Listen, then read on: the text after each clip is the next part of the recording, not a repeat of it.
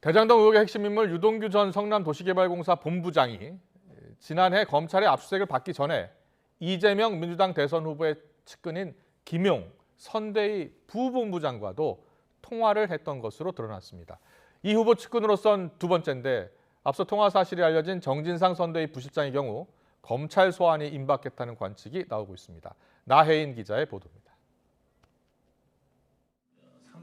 김용 민주당 선대위 조직부본부장이 지난해 9월 검찰 대장동 전담수사팀의 압수수색을 앞두고 유동규 전 본부장과 통화한 사실이 새롭게 알려졌습니다.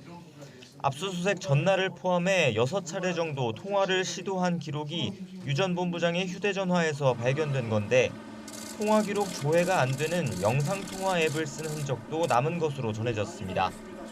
김 부본부장은 지난 2009년 무렵 유 전 본부장과 함께 성남 지역 아파트 리모델링 추진위원장으로 활동했습니다.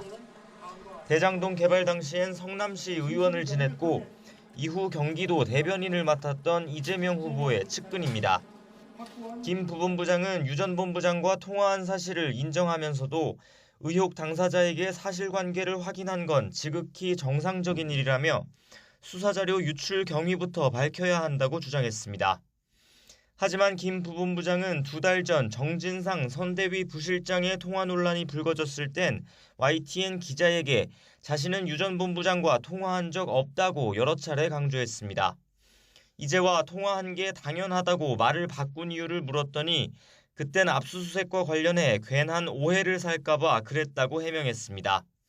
말맞추기 오해를 피하려고 일부러 거짓 해명을 했다는 건데 왜 영상통화 방식을 썼느냐는 질문에는 녹음 방지 차원이었다고 답했습니다. 검찰은 수사자료 유출을 의심하는 김 부본부장 주장에 보안을 철저히 유지하고 있고 임의로 증거 기록을 유출한 사실이 없다고 반박했습니다. 이미 통화 사실이 알려진 정진상 부실장과는 조사 일정을 조율하는 것으로 전해졌는데 이르면 이번 주말쯤 부를 거라는 관측이 나옵니다.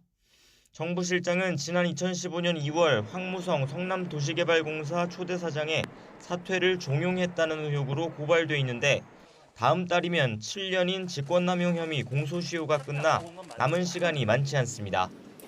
앞서 유 전 본부장의 휴대전화에선 박근혜 정부 청와대에서 일했던 최재경 전 민정수석과 박관천 전 행정관의 통화 기록도 발견된 것으로 알려졌습니다. 윗선 로비 수사의 돌파구가 절실한 상황에서 검찰이 새로운 단서를 잡을 수 있을지 주목됩니다. YTN9입니다.